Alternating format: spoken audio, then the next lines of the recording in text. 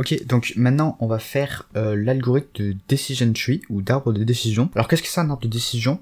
En fait un arbre de décision, comme son nom l'indique, il va nous aider à décider quelque chose. Donc ce qu'on va faire, c'est que on va poser une question et en fait selon la réponse de la question, on va soit déterminer une classe pour notre patient, soit poser une autre question pour essayer de trouver notre réponse en fait à du coup est-ce que la personne est diabétique ou pas, et on représente ça sous forme d'arbre. Donc du coup je préfère vous montrer directement un résultat d'arbre de décision. Donc vous voyez qu'en fait on commence par ici, est-ce qu'on a le glucose qui est inférieur à une certaine quantité?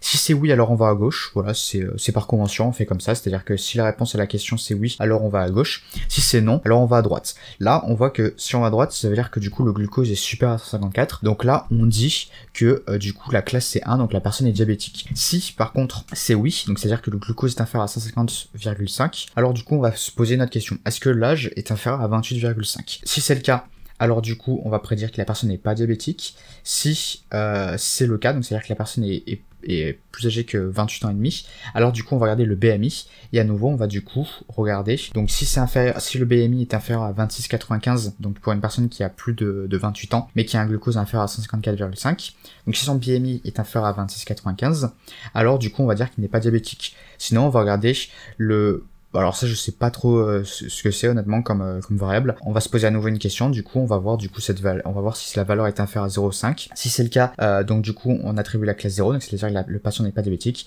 Si c'est diabétique, donc ça veut dire que cette réponse-là, du coup ça veut dire que la valeur est plus grande que 0,75, alors du coup là on lui attribue la classe 1, donc la classe de diabétique.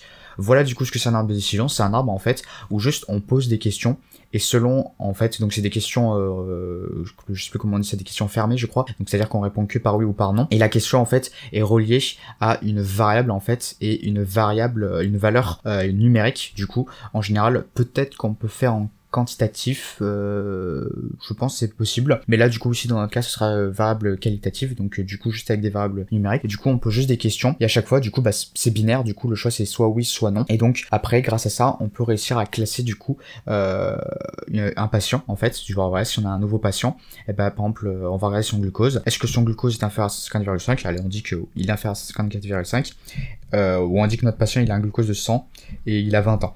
Ok, donc glucose inférieur à 104,5, oui, donc on va ici. Est-ce qu'il a moins de 28 ans et demi? Oui, donc du coup on dit qu'il n'est pas diabétique. Voilà, c'est grâce à ça, en fait, c'est grâce à ce système qu'on va du coup classer en fait des nouveaux patients, qu'on va faire du coup de nouvelles prédictions. Et comment c'est fait du coup, comment on dit c'est cette question qu'il faut faire, cette question qu'il faut faire, et c'est le but en fait de l'algorithme d'arbre de décision. En fait c'est du coup de réussir à trouver un arbre en fait, donc du coup un ensemble de questions qui permettent en fait de bien classer les données. Voilà.